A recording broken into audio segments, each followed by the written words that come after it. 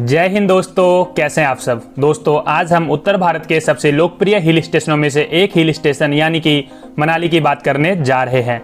जी हाँ दोस्तों, अगर आप भी मनाली घूमने जाने का प्लान बना रहे हैं तो यह वीडियो आपके लिए बहुत ही यूजफुल होने वाली है, क्योंकि आज की इस वीडियो में मैं आपको मनाली ट्रिप की कंप्लीट जानकारी देने वाला हूं। जैसे कि आपको अपने घर से मनाली पहुंचना कैसे है, मनाली में घूमने के दौरान रुकने के लिए होटल की क्या व्यवस्था है, वहां पे आपको सस्ते और अच्छे होटल कहाँ मिलेंगे, मनाली में खाने पीने की क्या व्यवस्था है, मनाली में घूमने का सबसे अच्छा समय कौन सा रहने वाला है, मनाली घूमने का प्लान आपको कितने दिन का बनाना चाहिए, मनाली में आपको घूमना कहाँ कहाँ है और उन जगहों को घूमने के लिए आपका साधन क्या होने वाला है, और अंत में हम यह भी जानेंगे कि एक व्यक्ति या फिर एक कपल का मनाली घूमने में कुल खर्चा कितना आने वाला है। तो दोस्तों बने रहिए आप मेरे साथ, मैं करके आपको सारी जानकारी दूंगा, जिससे आपका मनाली ट्रिप काफी आसान हो जाएगी, साथ ही साथ आपका खर्चा भी बहुत कम आएगा। तो चलिए शुरुआत करते हैं। सबसे पहले बात आती है दोस्तों कि आपको अपने घर से मनाली पहुंचना कैसे है। दोस्तों मनाली एक हिल स्टेशन होने के कारण यहाँ पे कोई भी डायरेक्ट ट्रेन या फिर डायरेक्ट फ्लाइट नहीं आती है, इसलिए हमारे पास मनाली तक पहुंचने का सिर्फ एक ही ऑप्शन बच जाता है, वो है हमारा बाय रोड यानी कि बाय बस। दोस्तों आप देश के जिस भी कोने से आ रहे हैं, चाहे वो नॉर्थ हो, साउथ हो या वेस्ट हो, आपको सबसे पहले पहुंचना होगा दिल्ली या फिर चंडीगढ़।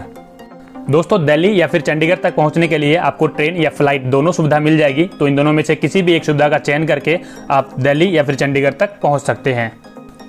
दोस्तों अगर आप दिल्ली आ रहे हैं तो दिल्ली में आपको आना होगा ISBT Kashmiri Gate bus terminal, और कश्मीरी गेट बस टर्मिनल पे पहुंचने के बाद यहां से आपको सिटिंग बस की सर्विस और सेमी स्लीपर बस की सर्विस मिल जाएगी, जिससे आप मनाली आसानी से पहुंच सकते हैं। दोस्तों दिल्ली से मनाली की जो दूरी है वो करीबन 535 किलोमीटर की है, और इस 535 किलोमीटर की दूरी तय करके दिल्ली से मनाली पहुंचने में आपको कम से कम 12 से 13 घंटे लग जाएंगे। वहीं दोस्तों अगर मैं बस के किराए की बात करूं और बस के टाइमिंग की बात करूं तो दिल्ली से मनाली पहुंचने के लिए जो बस का किराया लगेगा आपको वोल्वो बस में, वो लगेगा आपका 1200 रुपये से 1500 रुपये तक। वहीं अगर मैं बस की टाइमिंग की बात करूं तो कश्मीरी गेट बस टर्मिनल से शाम को 6 बजे आपको बस मिलना स्टार्ट हो जाएगा, और हर आधे घंटे में आपको एक बस मिल जाएगी 6 बजे से लेकर 12 बजे के बीच में। यानी कि आपको 6 बजे बस मिल जाएगी, 6:30 बजे भी, 7 बजे भी, 7:30 बजे भी, 8 बजे भी, 8:30 बजे भी, 9 बजे भी, 9:30 बजे भी, 10 बजे भी, 10:30 बजे भी आपको वहां से बस मिल जाएगी। और लास्ट बस चलती है दोस्तों 11:30 पे रात में। वहीं दोस्तों अगर आप चंडीगढ़ आ रहे हैं, यानी कि अगर आप चंडीगढ़ से मनाली पहुंचना चाहते हैं, तो चंडीगढ़ पहुंचने के बाद आपको सबसे पहले वहां पे पहुंचना होगा Chandigarh sector 43 ISBT bus terminal, जो कि चंडीगढ़ रेलवे स्टेशन से मात्र 10 किलोमीटर की दूरी पे है। और इस 20 किलोमीटर की दूरी तय करने के लिए आपको चंडीगढ़ रेलवे स्टेशन पे ही ऑटो की सर्विस मिल जाएगी। ऑटो वाला मात्र 20 रुपये लेगा और आपको वहां से बस टर्मिनल पे पहुंचा देगा। दोस्तों चंडीगढ़ से जो मनाली की दूरी है वो करीबन 290 किलोमीटर की है, और इस 290 किलोमीटर की दूरी तय करने के लिए Chandigarh sector 43 ISBT bus terminal से आपको डायरेक्ट बस मिल जाएगी, जिससे आप करीबन 8 से 9 घंटे में वहां से मनाली बड़ी आसानी से पहुंच जाएंगे।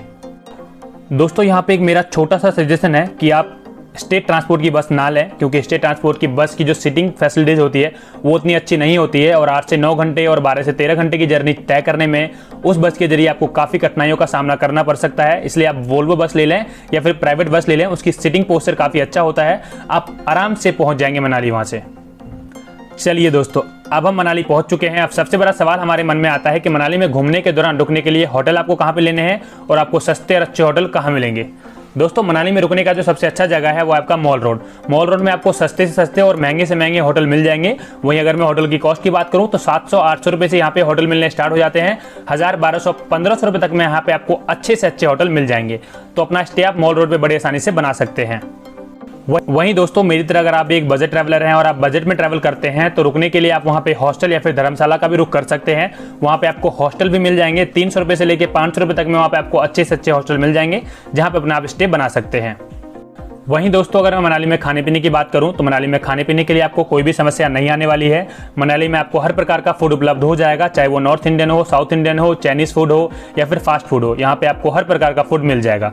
वहीं अगर मैं यहाँ पे फूड की खाने पीने की कॉस्ट की बात करूँ तो यहाँ पे आपको थाली स्टार्ट हो जाएगा 150 रुपये से 200 रुपये तक में यहाँ पे आपको वेज तथा नॉन वेज दोनों अच्छी से अच्छी थालियाँ मिल जाएंगे। तो ओवरऑल ये है दोस्तों कि मनाली में खाने पीने के लिए आपको कोई भी समस्या नहीं आने वाली है। चलिए दोस्तों अब सबसे महत्वपूर्ण सवाल आता है कि मनाली घूमने का सबसे अच्छा समय कौन सा रहने वाला है, यानी कि मनाली घूमने का प्लान आपको कब बनाना चाहिए। दोस्तों यह बात तो लाजमी है कि अगर आप मनाली आ रहे हैं तो आप यहाँ पे स्नोफॉल यानी कि बर्फबारी का आनंद उठाने के लिए ही आ रहे होंगे। तो दोस्तों अगर आप बर्फबारी का आनंद लेना चाहते हैं तो मनाली में जो बर्फ पड़ती है वो पड़ती है आपका नवंबर, दिसंबर, जनवरी और फरवरी के महीनों में। तो इन 4 महीनों में कभी भी आप मनाली का प्लान बना सकते हैं, यहाँ पे आपको बर्फबारी देखने को मिल जाएगी। और दोस्तों अगर आप इन 4 महीनों के बाद यानी कि ऑफ सीजन में मनाली घूमने का प्लान बनाते हैं तो ना ही आपको शिमला में बर्फ देखने को मिलेगी, ना ही आपको मनाली में बर्फ देखने को मिलेगी। तो दोस्तों सवाल ये आती है कि ऑफ सीजन में आपको बर्फ देखने को मिलेगी कहाँ। तो ऑफ सीजन में दोस्तों बर्फ आपको सिर्फ एक जगह पे ही मिलेगी, वो है आपका रोहतांग पास, जो कि मनाली से मात्र 50 किलोमीटर की दूरी पे है, जिसके लिए आपको 50 किलोमीटर आगे यानी कि 50 किलोमीटर आगे हिमालय की ओर जाना होगा, जिसके लिए रोड बना हुआ है। तो गाड़ी या फिर बस के जरिए आप वहां की दूरी तय कर सकते हैं। मगर दोस्तों रोहतांग पास जाने का एक अलग ही प्रोसेस है। कहने का मतलब यह है दोस्तों कि रोहतांग पास जाने के लिए आपको एक परमिट लेनी पड़ती है और उस परमिट लेने के बाद ही आप रोहतांग पास में एंट्री कर सकते हैं। इस परमिट का मेन उद्देश्य यह है दोस्तों कि ऑफ सीजन में यानी कि समर के सीजन में सारे टूरिस्ट रोहतांग पास के लिए ही रवानगी लेते हैं, क्योंकि ना ही उनको शिमला में बर्फ देखने को मिलता है, ना ही मनाली में। इसीलिए वहाँ पे काफ़ी भीड़ हो जाता है। इस भीड़ भाड़ से बचने के लिए यानी कि भीड़ भाड़ और ट्रैफिक को अवॉइड करने के लिए एक पास की सर्विस जारी की गई है, जिसके लिए वहाँ पे लिमिटेड टूरिस्ट को पर डे भेजा जाता है, जिससे भीड़ भाड़, जाम और ट्रैफिक की समस्या ना आए।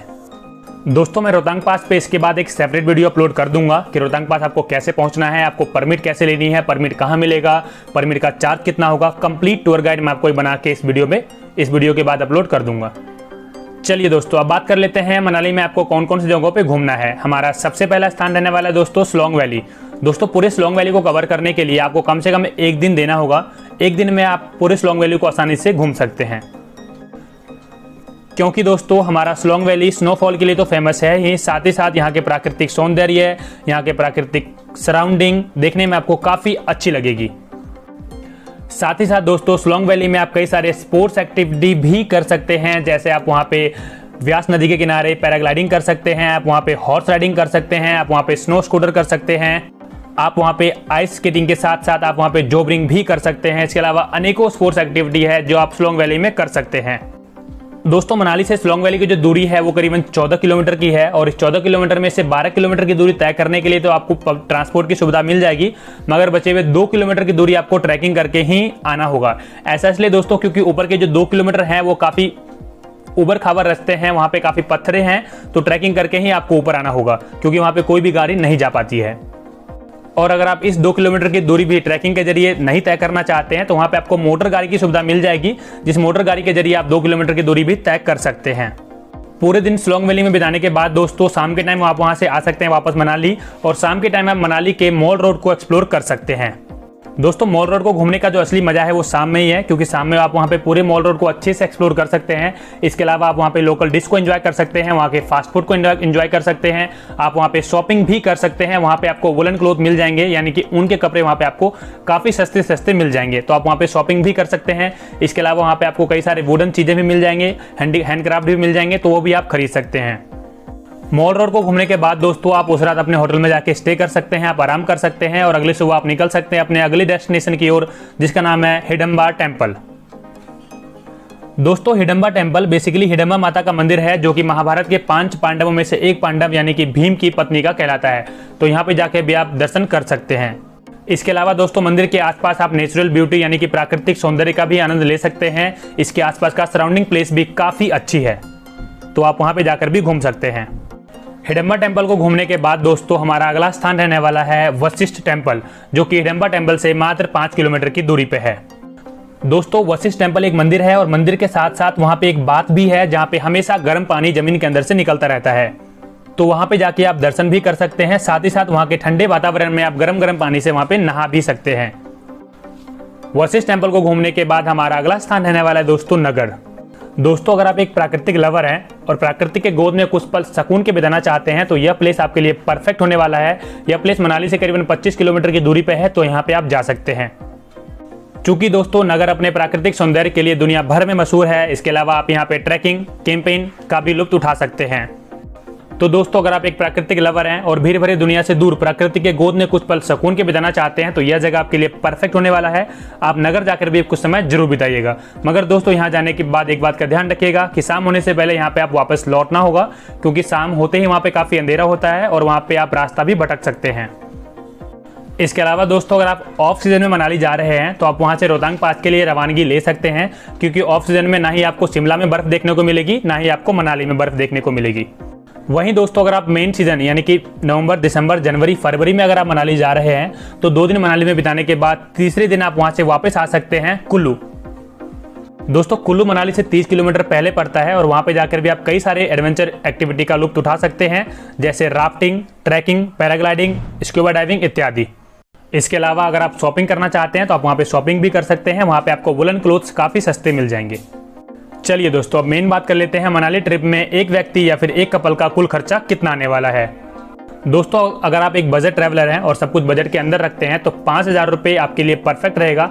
5,000 रुपीज़ में 3 दिन तक पूरे मनाली को आप अच्छे से एक्सप्लोर कर सकते हैं। वहीं अगर आप एक कपल जा रहे हैं तो 10,000 से 12,000 आपके लिए सफिशिएंट रहेगा।